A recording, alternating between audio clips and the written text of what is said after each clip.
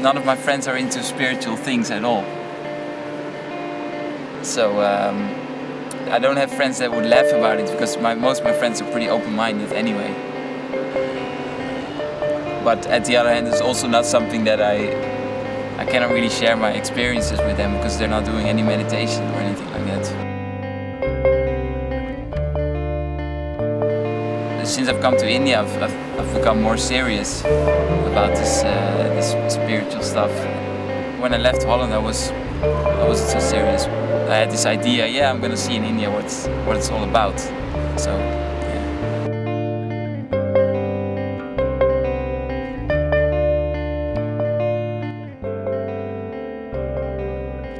In the West, we have everything we need in a material sense. All our needs are taken care of, and still we keep thinking that this is the way to get happiness, but we don't get happiness from it. We get, a certain happiness, of course.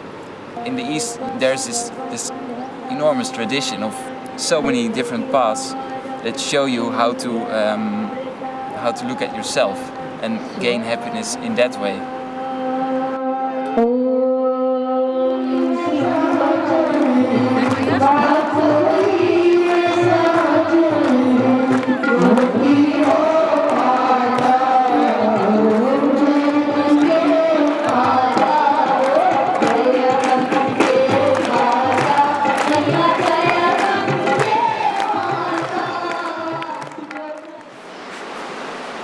It's nice though. Huh? Little place. Yeah. But it's big enough, huh? Little man, little place. Okay? In India, there are a lot of sadhus, and they are people who have renounced the world. Actually, a lot of sadhus have been initiated into sannyas, which means that they've had their funeral. The funeral ceremony has been performed for them. That means that this person is no longer there as a person. He's taken a vow that he is only in the world to serve others without wanting anything for himself. Maybe for what he wants for himself is to be rid of himself, to be enlightened, which is to be without any ego, to be to dissolve into existence itself.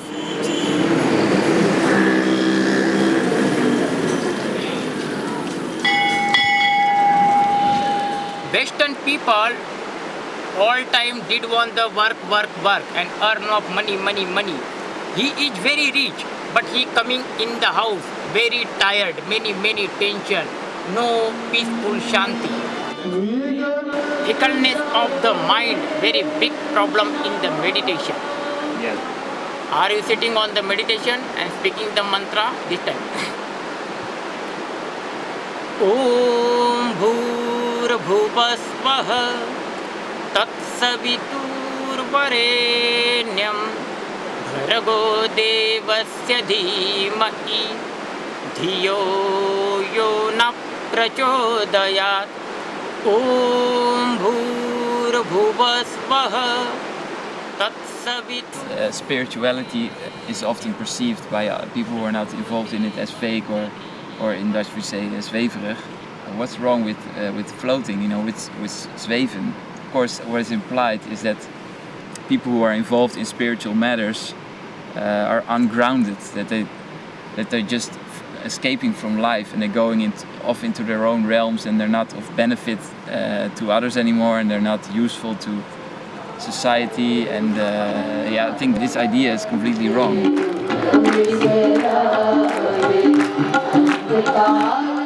Essentially, I think meditation is something that makes you aware of who you actually are.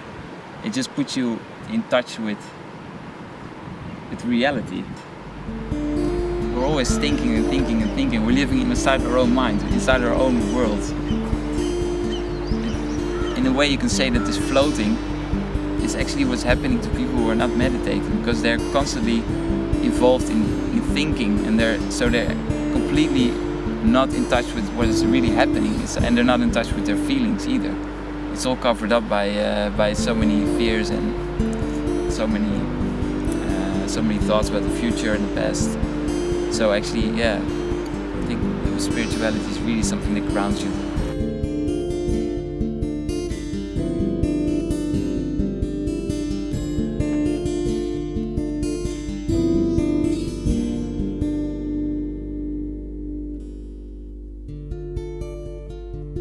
Participating in this documentary for me is an interesting way of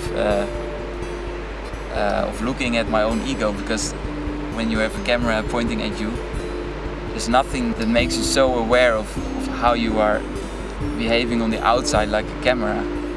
And also, now that you're filming me, of course I get the idea that I want to give you the idea that I'm really advanced in spiritual practice and that I'm such an interesting person. I'm not sure if I'm succeeding.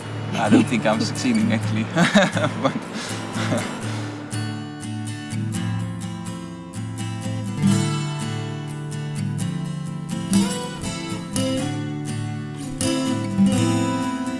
Master and Guru all time give the real advice and real help. After the real guru doesn't have any desires of his own. The real guru only wants to, his or her only desire is to enlighten the disciples.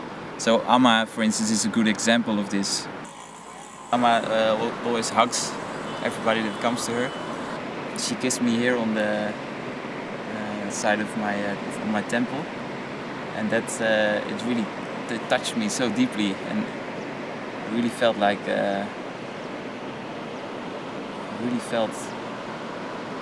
loved, like I was never loved before by anyone.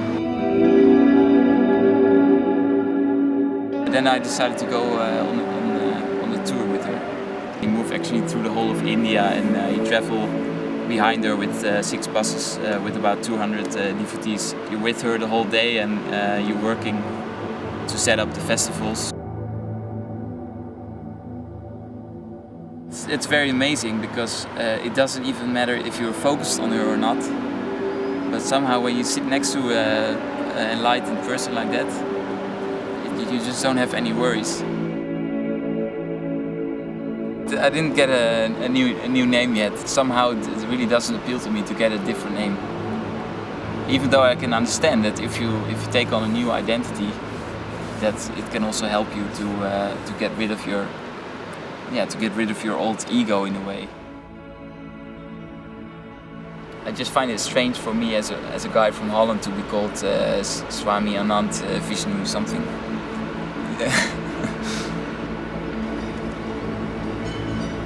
The feelings I've felt for Amma are unique. I've never felt that for any person. But then again, I have so much exploring on my own to do, and I don't feel like I should be with her all the time. So it might be that I'm just not ready for her, or it might be that she's not it, and that's why I'm only very momentarily feeling feelings like that. In any case, I just need more time on my own to explore the different things that the spiritual path has to offer.